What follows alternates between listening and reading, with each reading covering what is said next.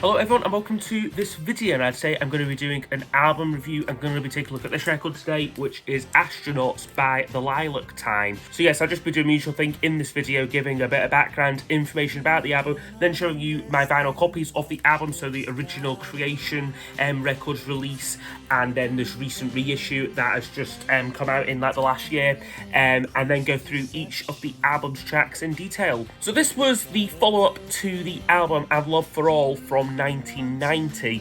Now that was a bit of a departure for the Lilac Time. It was co-produced by Andy Partridge from XTC, and he gave that album very much a kind of bit more psychedelic, kind of 60s pop like sort of like influence. Very similar kind of production style to XTC's Oranges and Lemons, released like around the same kind of time. And I mean, like, that's a record I absolutely love, like I'd Love for All, but it's one that Stephen Duffy, the leader of the Lilac Time, has expressed dissatisfaction with. Like, over the years, he feels that they kind of lost a bit of their like identity like on the album, and that it doesn't much sound like the Lilac Time. So by the time we got to this album, there had been a little bit of a change in personnel in the lineup. So Nick Duffy, who was Stephen Duffy's brother and was their resident accordion player and banjo player, like, he decided to leave the band due to being fed up like of touring, and in came a guy called Sagat Gwaley. I think that's how like you say his name. So he came on board, and he's much more of a kind of jazz kind of like guitarist. So he gave the band a very different like sort of sound. Another change in the Lilac Time came with a change of record label. So they left Fontana Records after their 3-album deal was like not renewed like by the label, like essentially, and decided to join Alan McGee's growing Creation label, who had just scored like a major hit album with Primal Scream's Screamadelica album like the year before this album came out. So this record was mostly recorded at Stephen Duffy's home, like in like his bedroom, like in like a little kind of cottage like in Malvern, using a portable 12-track recorder, and he would often like accompany himself like on like these recordings like with like a drum machine, and sort of like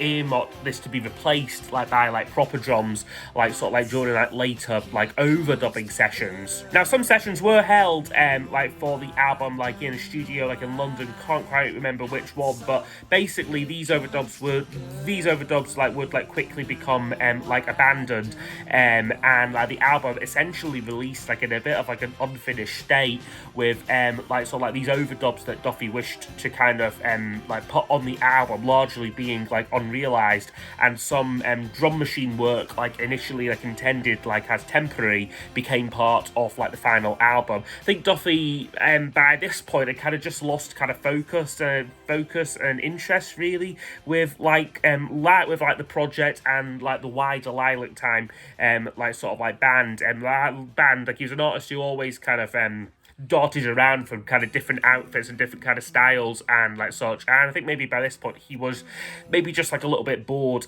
like of like the Lilac Time. And so like when like he essentially kind of like lost interest like in like the project, this album was essentially just released like as it was like sort of like in like the May like of like 1991, and he didn't really do any real effort to kind of promote like the album. Very much just kind of sunk without a trace really. Like after like a short university tour like in May of 1991, so like on this tour Duffy would often appear drunk on stage and kind of like completely like uninterested like in like the performance, and the Lilac Time very quickly kind of like disbanded, like cutting ties like with Alan McGee's Creation label like in like the process. And like beyond this, Stephen Duffy would sort of like resume like his solo career like with a couple of albums, and then but then about like the end like of like the 90s though, the Lilac Time were essentially back together making albums like under that name. So I will now show you my 2 vinyl copies of it here. So this is the original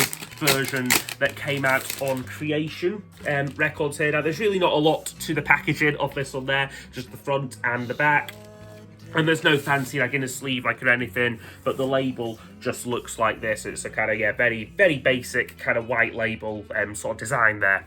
But one thing you really can't describe though as basic is this recent reissue of the album, which was issued on the Needle on the Needle Mythology label. It's a 3 LP reissue. This I've done a separate unboxing of it, so I probably won't show it all in this video. I really wanted to talk more about like the album, but I will link to my proper like unboxing of it here. But I will just quickly give you a wee teaser of what you get with this beautiful gatefold, and then like I said, like you then get like 3 like LPs plus a booklet as well. So really lavishly packaged, and yeah, a really quite a stunning reissue here.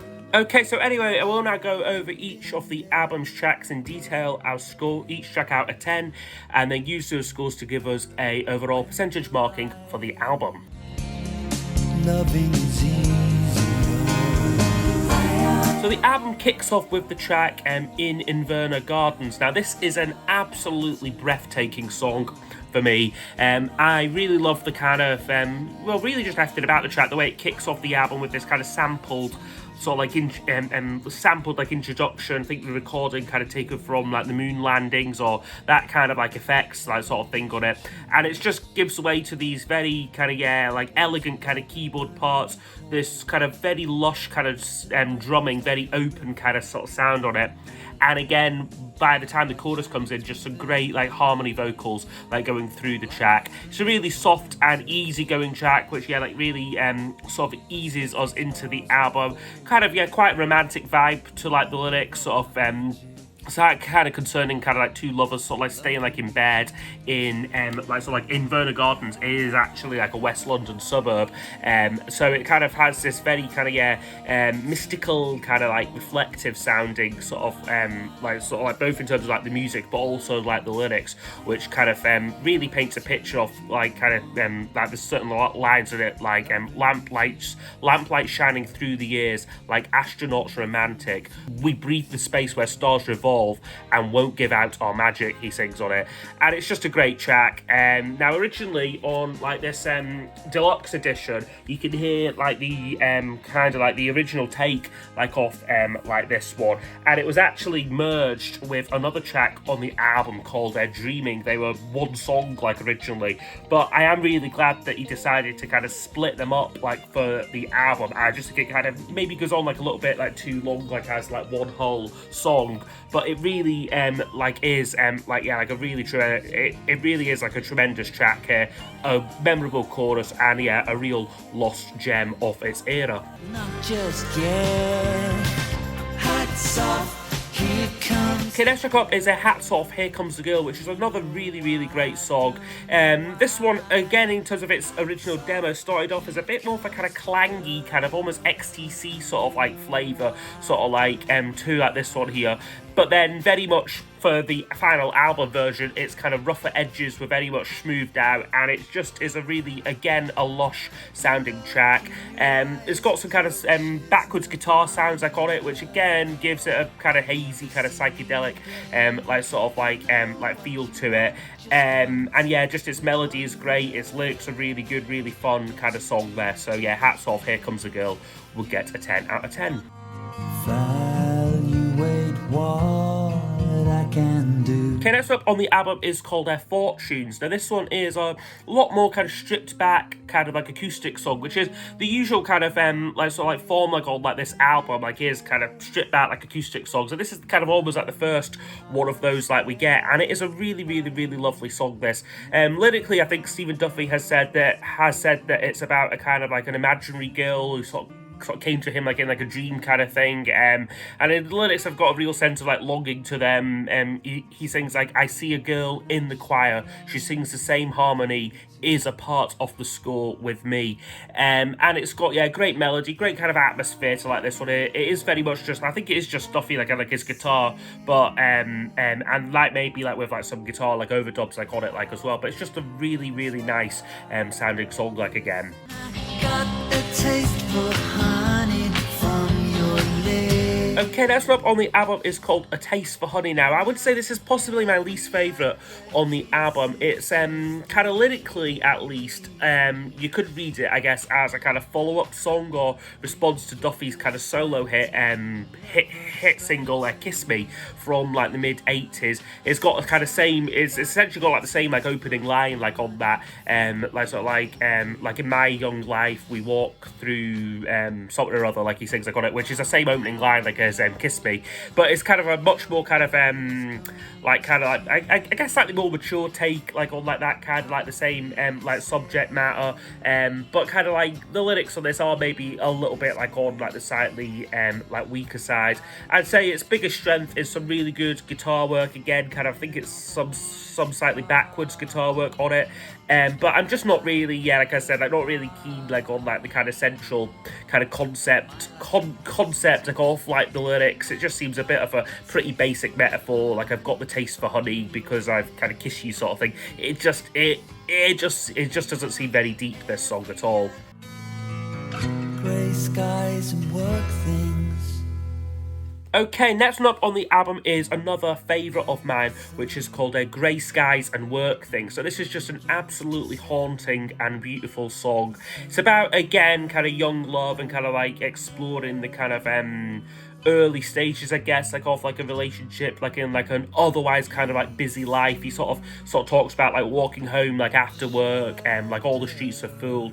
Tonight I'll see you at the cinema, like goes like the lyrics, and just sets up a very like evocative scene, which is aided by a kind of bridge section where kind of the chords get quite jazzy, and it just doesn't, it just feels like you're kind of floating like above like the song like a little bit. It's really well done, this. Also on this track features one of these kind of rare and kind of beautiful kind of accidents like in like music, like this one here like actually features a like a plane flew overhead like while Duffy was recording this like at home between the kind of verse like and the chorus, and it's really and like it just comes in like at like the perfect moment. It's a really beautiful like effect, but like also completely like accidental like on like the song. So no, Grey Skies and Work Things, a real favourite of mine, and yeah, a 10 out of 10 song.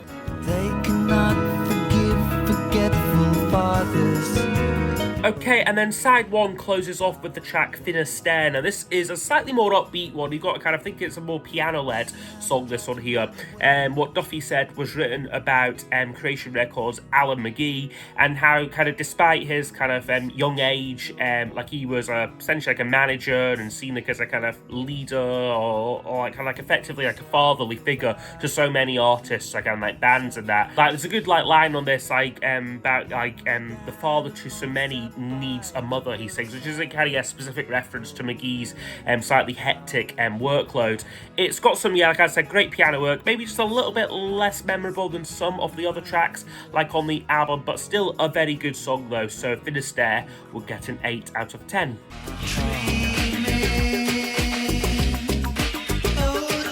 Okay, and then side 2 opens up with the track Dreaming, which I've got the single for it here.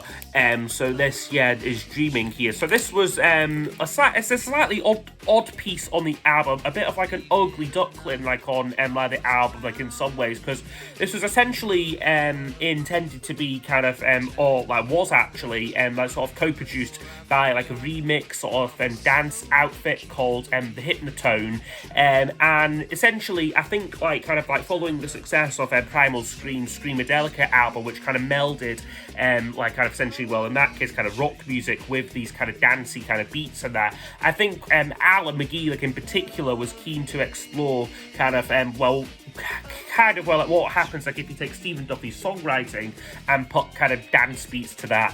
And essentially this was as far as they got, like this track Dreaming here.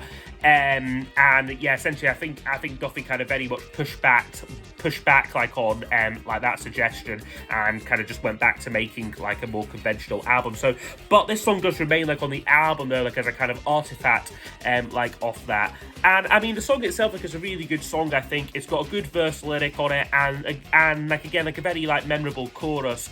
And I think it actually does kind of work like on the album, like in some ways though, like even though it sounds completely different from the rest of the album, like in a way, like it is quite a nice breather, like on like the album, and just really like kind of like adds that sense of variety that I think like otherwise might have been missing. I might have made side 2 particularly less like enjoyable because all the songs would kind of start to feel the same sort of thing. So no, Dreaming like is a really good song. Gotta give it a 9 out of 10.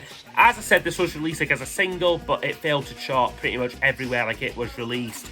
But no, a good song here though, Dreaming.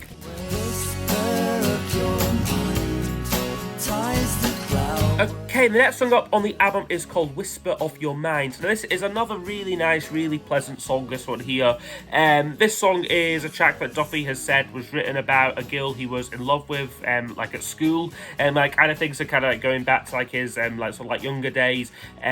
Like he sings in it, like, I didn't think that I would still be thinking of you now so wistfully. You never took me through your hallway, never led me up the stairs. He sings on it, and I mean, I guess it is a more straightforward kind of song, this one here. It's got the kind of trademark Lilac time kind of breeziness like on it, which has been kind of established like on this album, but also previous albums. I think this song probably would have sorted really well like onto the Paradise Circus album, just as that same kind of feel to it. So no, a really nice song there, Whisper of Your Mind, would get an 8 out of 10.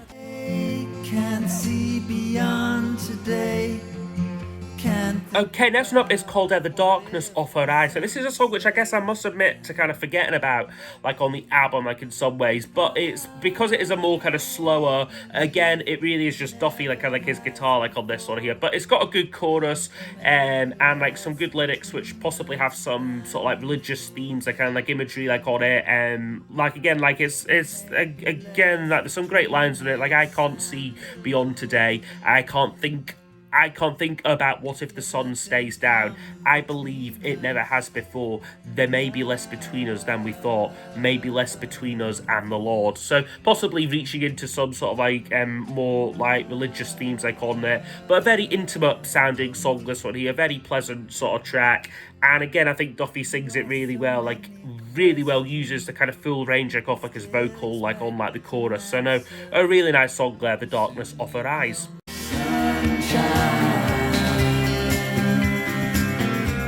Okay, and then the album does pick up a little bit with Sunshine's Daughter, which is a really nice track, this one here, about a kind of like imaginary girl sort of thing. Like he sings like sort of like, I've rechristened the Statue of Liberty and I'm calling her Sunshine's Daughter. Now this is also the only track on the album that actually features Nick Duffy on it, so he played some banjo like on this track, which I think you can still kind of make out like in like the background like off like the track. And I think that like Sagat Gueri's like electric guitar kind of feels like he's trying to emulate the kind of sound like of like sort of like Nick sound of like Nick Duffy's sort of banjo style.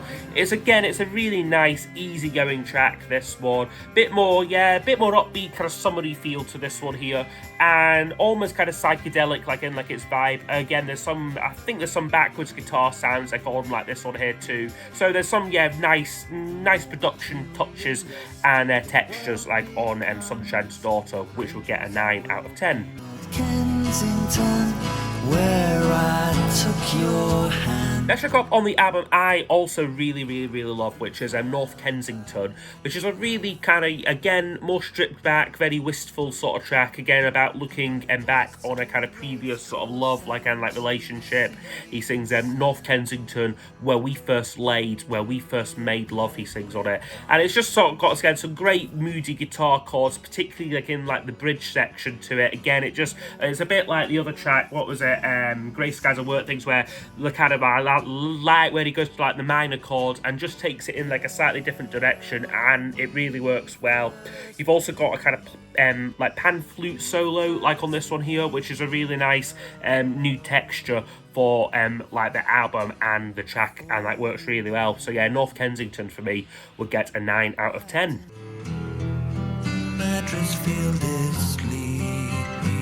Okay, and then the album closes off with the track Madresfield. Now this one is another kind of, essentially another stripped back kind of like acoustic track. Now this one isn't actually a new song for the album. It was originally issued in early 1990 as a kind of standalone single on a label called CAF Corporation, which is essentially like, it was like kind of like an official label, but they essentially specialized in kind of releasing kind of odd tracks, demos, live stuff, and kind of like other smart like songs which like otherwise like wouldn't see like the light of day, like, or would be kind of heavily bootleg sort of thing. So this one, yeah, like he's kind of recycled for this album, and I think it's a good song. It maybe doesn't quite stand out as much as some of the other tracks on the album. It's quite a bleak song though to end the album. Like there's no like getting like away from that. It talks about like a pavilion in winter, the turnstiles getting colder, the cricket ground is empty, and Madresfield is sleepy. Sleep beneath the snow, he sings on it.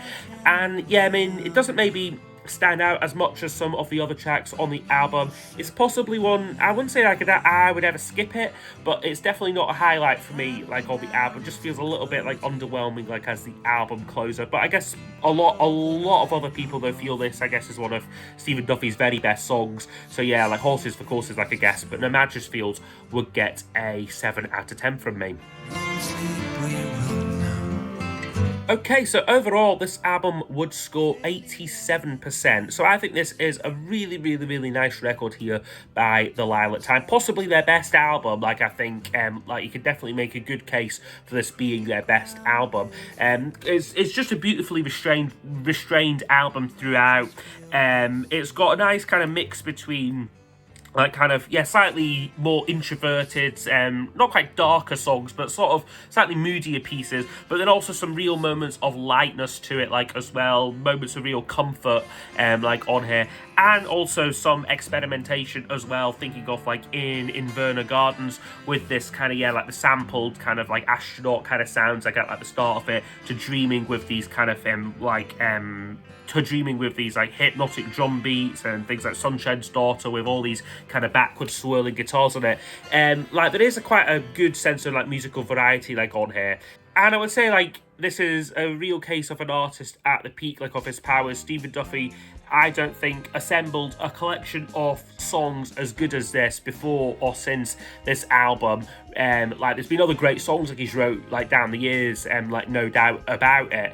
But but I just think this is the record where it all just came together. And when you read about the backstory of this album, it's just fascinating that it came out like as good like as like it did, considering he had by the end of it next to no enthusiasm for the project, just sort of like rushed it out like as it was, and it turns out to be a pretty darn good album. So no, yeah, I hope you have enjoyed my review of the Lilac Times Astronauts. I will just give another plug. I trust me, like I'm not sponsored, like, but like I will just give like another plug to this fantastic Needle Mythology reissue. I have no idea like if it's still for sale. I think it was a very limited release of about 1,000 copies of it, like on both vinyl and CD versions. So I don't know like if it's still available, but I am so glad I got a copy of this, and just absolutely packed full of stuff from the album, outtakes and live stuff as well. So no, I hope you have enjoyed though my review of the Lilac Times Astronauts album, and yep, I'll see you all next time